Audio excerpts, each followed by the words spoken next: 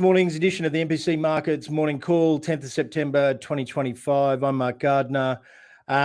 So very much a good news, bad news for this morning's morning call. So I'll start with the bad news. Everyone usually likes to start with the bad news. US jobs or payrolls numbers were revised down 911,000 jobs for the last 12 months. That's the largest drop in history, bigger than the revisions back in 2008 into the GFC. And yeah, just absolutely horrific. So I've been sort of mocked a little bit for saying we haven't had a negative payrolls number since December for about the last 6 months. But as it turns out, we have been having negative payrolls numbers. The BLS are just not put the figures together properly. It's so large, it's been met with skepticism. And Goldman Sachs made note that, many estimates may undercount unauthorized immigrants, but why are they in the numbers anyway? But, okay, flipping over to the other side, the good news, Oracle reported earnings after the bell and rallied. It'll be their best day in decades, if not ever, of single-day jump. So this is aftermarket, so it's got to maintain these gains in tomorrow's session, but up 27% at one stage. And look, for any of you that watched our hyperscaling AI webinar, this is basically their comments are exactly what we've been talking about. It was all around the rapid expansion of data centers and the hyperscalers, and essentially they're looking at, they've got 37 data centers at the moment. They're going out to 71, and there's just potentially $1 trillion in revenue coming. So just to go into the detail, these are some sources of Zero Hedge here for anyone who ever visits Zero Hedge website.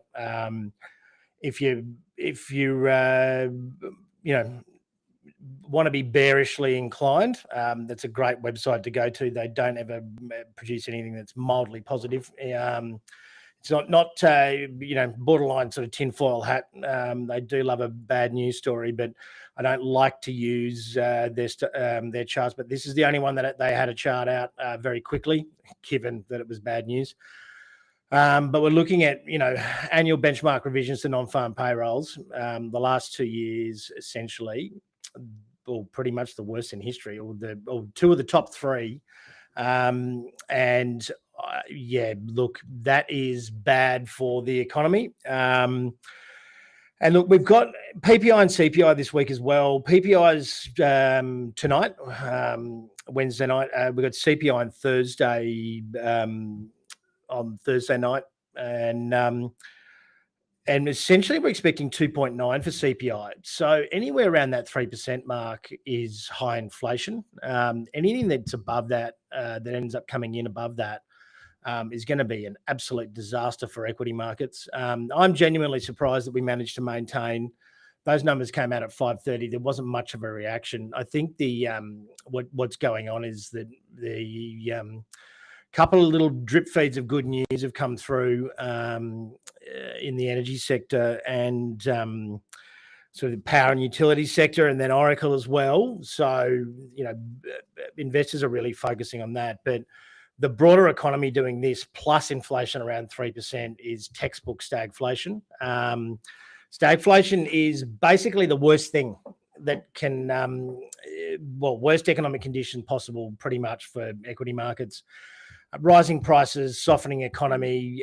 Last real example of it was in the 70s. And just to give you some historical context, essentially in that decade, and look, markets move a lot faster now. So I fully expect, almost treat it like dog years. For every decade I'm quoting, it's probably would only be about 2 to 2.5 years in current time, because the market moves at warp speed now compared to the 70s.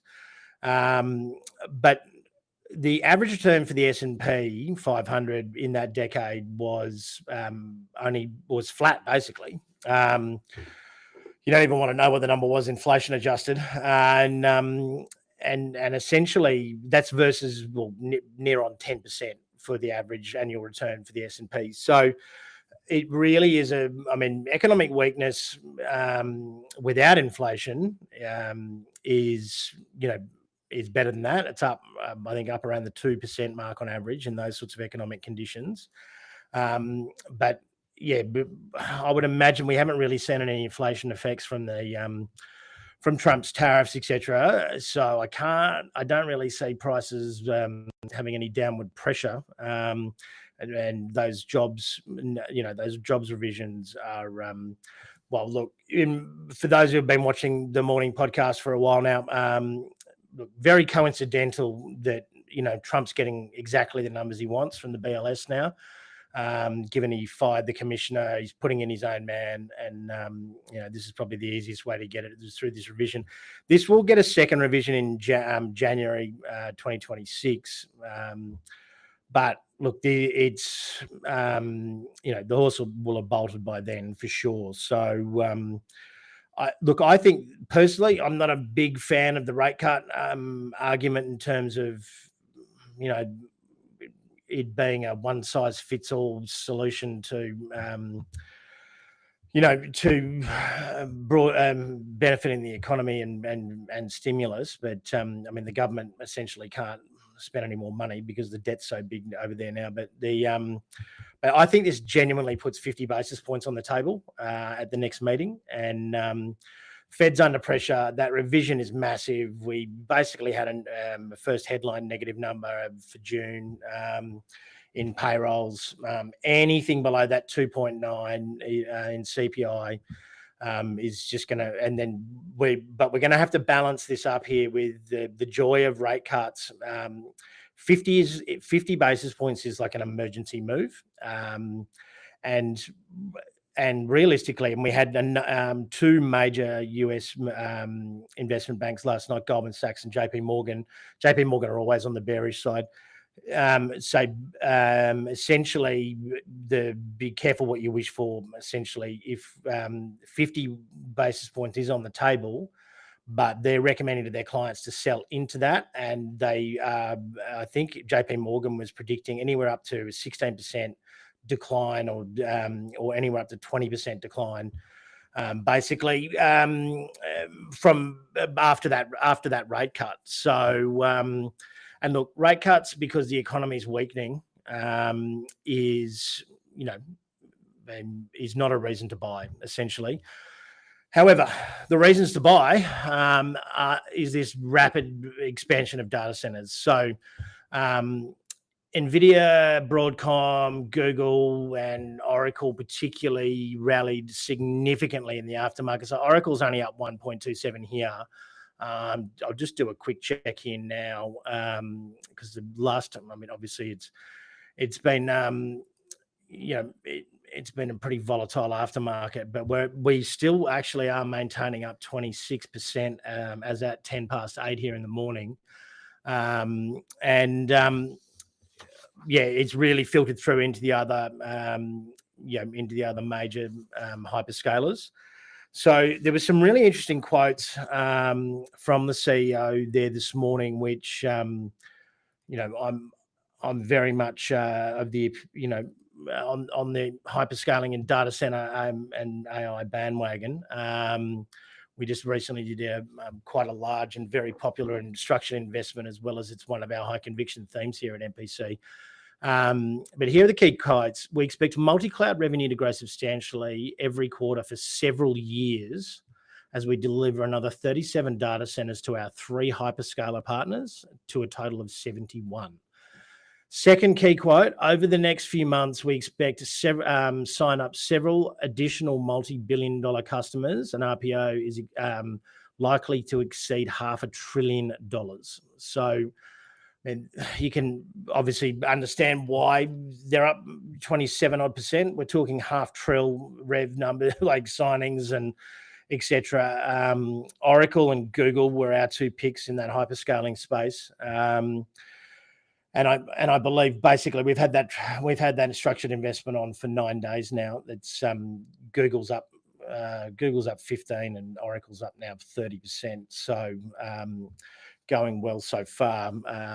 It'd be interesting to sort of see, where basically where this market's going to be tomorrow, because we're going to have to weigh up that weak economy and the inflation data versus the biggest companies in the index. As you can see here, these squares are relative to the market cap value of the companies. So the bigger the square, the bigger the company, and all the big ones are involved in this. We got the likes of Nvidia up 2% in the aftermarket. I would imagine futures, futures will be up pretty well here at the moment. Just doing a little double check here for you. Futures have jumped 0.3 in the aftermarket as well. So for the S&P 500, but countering that, the stagflation fears are going to be horrific for the rest of this, essentially. So take out these guys. The other 70 odd % of the index is probably not going to perform particularly well. Apple had their iPhone 17.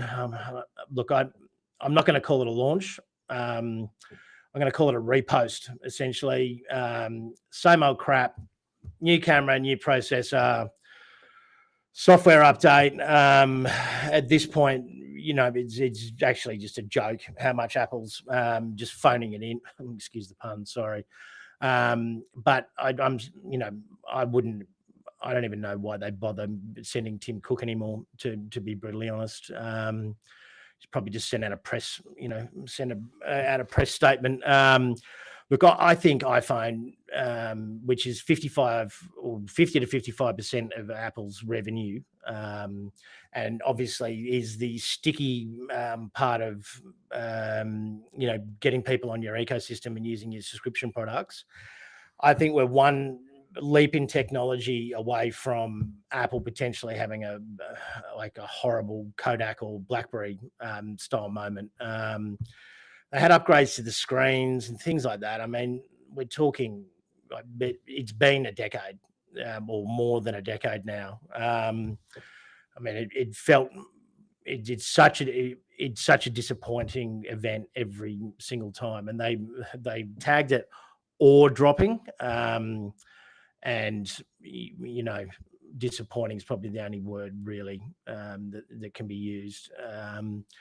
But two positive announcements, obviously, Oracle here. Revenue up 12, gross profit at a 67% margin. Operating profit, 29% margin. Net profit, 20% margin. They're keeping their costs down. And look, this pipe coming in is just going to get bigger and bigger. I mean, look at cloud up nearly 30% there, and they're expecting more and more contracts. So, I mean, Oracle was the poster boy of the .com bubble, and it took like 15 to 17 odd years to get back to flat. But look, these guys I've obviously learned their lesson, but these guys are now killing it. So it'll be interesting to to see if we can hold those gains tomorrow and how much of that positivity flows through, depending on the on the result of the PPI number. I would say that really for me wraps up earnings for the week, I've got to say. We don't really have anything until the ECB rate decision, and the PPI and CPI, they're going to be the main focuses. But look, I wouldn't expect anything to eclipse that result from Oracle. that is just categorically outstanding. That particular thematic in the market. Look, we're here at MPC. We've got stores of value, gold, silver as one high conviction, defence stocks as another, and particularly European defence stocks and this data center expansion as our three high conviction themes for the next 2 to 3 years. And each of them are all playing out quite nicely here at the moment. We even had Morgan Stanley upgrading the European defence sector last night and initiating coverage of quite a few of the European names, Leonardo, Thales, Rheinmetall, etc., and saying that defence spending and budgets are going to increase more than people are expecting at the moment. And what they're expecting at the moment is $1 trillion extra dollars, per annum over the next few years. So it's going to be a big space. The money's got to be spent somewhere, and they're going to spend it at home with their local, with their local companies, given it's government spending. So and Trump starts to defund NATO. So again, another really positive theme. But as I say, very contrasting. Because I don't think the rest of the market's going to go very well. I think you need to gravitate towards those high conviction themes with very, very definite, tailwinds and catalysts, because the rest of the market it does not bode well. Stagflation conditions are essentially a disaster, and fingers crossed, but we don't get the kind of moves we got back in the 70s where the market literally halved. I can't see that happening.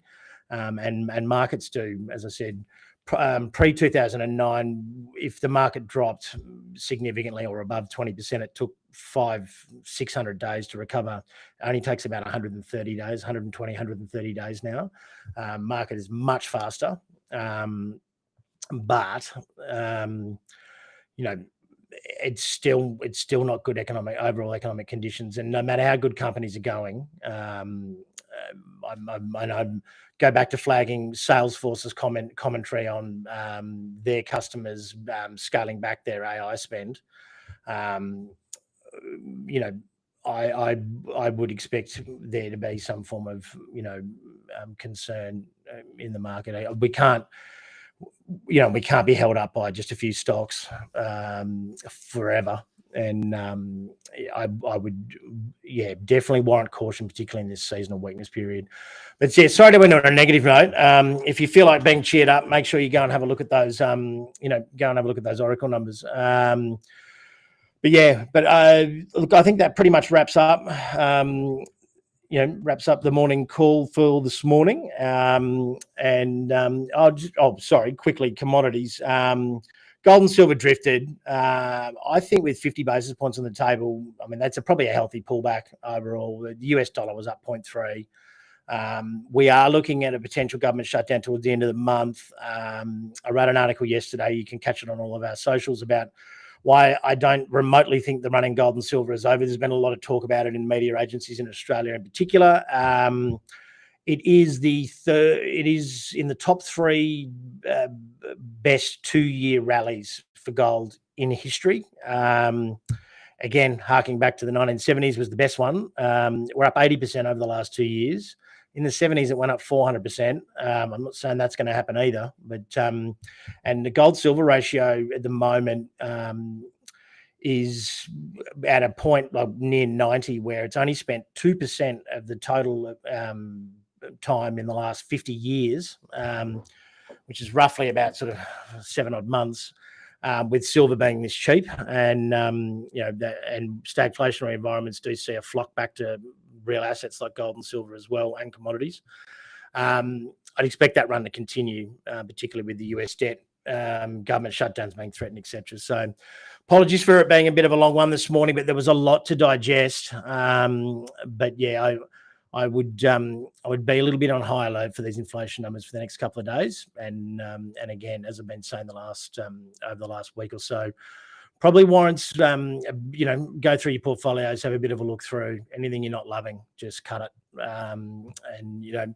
As always, this is general advice. Doesn't take into account your personal circumstances, but I would say that any positions you're not feeling, particularly in love with, I think cash is far more valuable, just in case you can buy the dip, because it'll be a great opportunity.